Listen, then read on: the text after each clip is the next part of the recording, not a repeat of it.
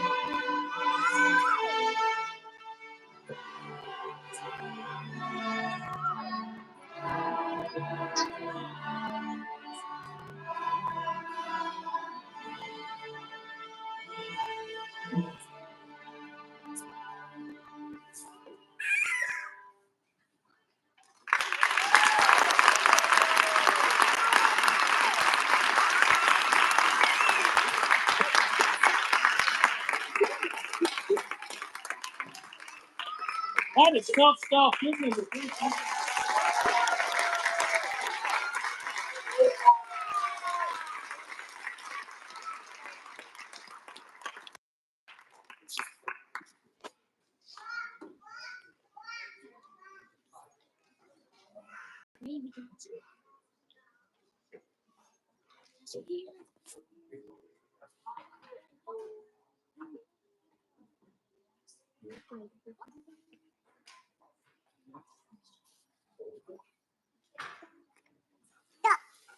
Okay.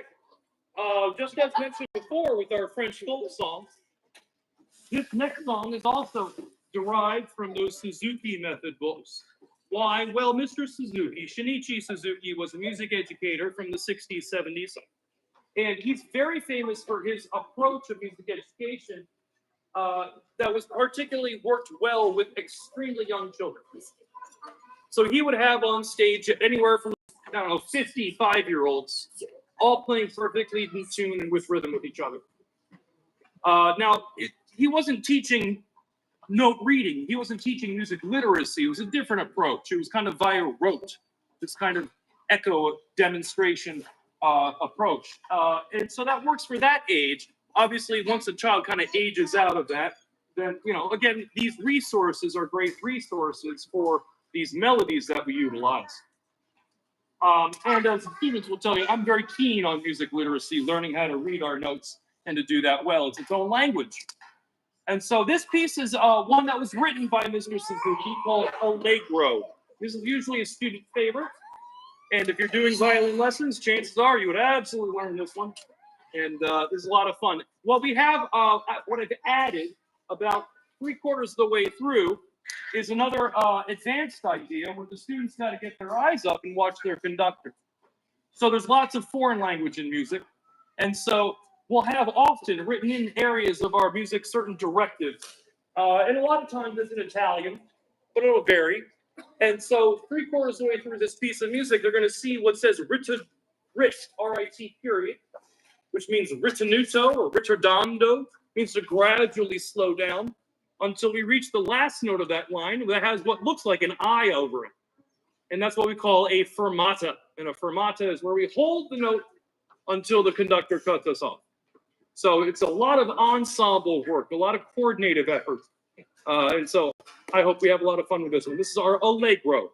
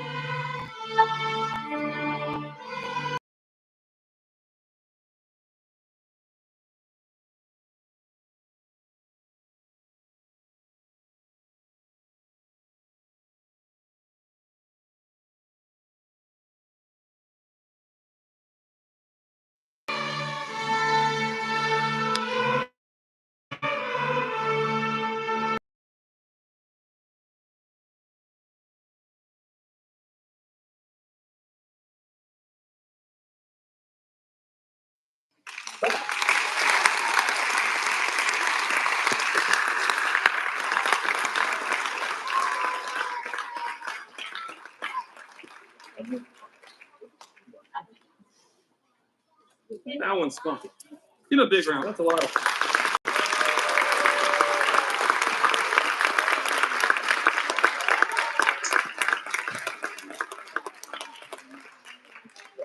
Well, this brings us to our final selection of the night, and a special one, I think.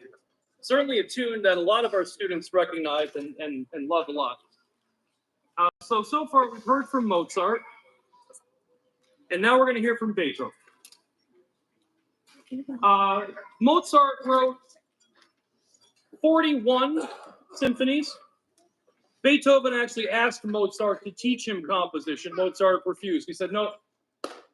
But he wasn't being mean. He refused because he saw Beethoven's sketches and recognized, oh, he has a very unique sound. And if I try to teach him, I'm going to mess it up. I'm going to make him sound too much like me.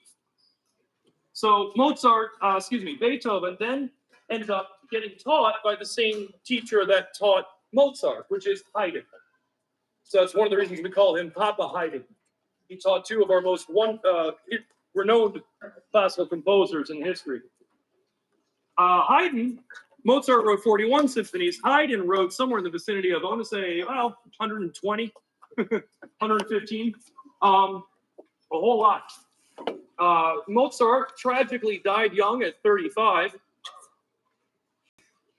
Beethoven died in his 60s, about his mid-60s. Haydn outlived them both.